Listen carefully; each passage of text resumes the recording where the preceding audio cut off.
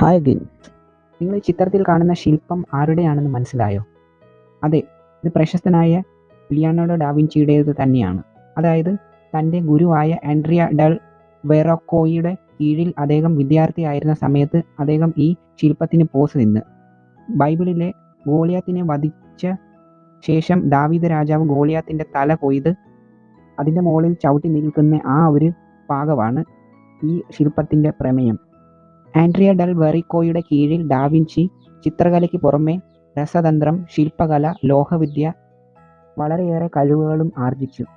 ക്രിസ്തുവിൻ്റെ ജ്ഞാനസ്നാനം എന്ന ചിത്രം രചിച്ചത് ഗുരുവായ വെറോക്കോയോടൊത്തു ചേർന്നാണ്.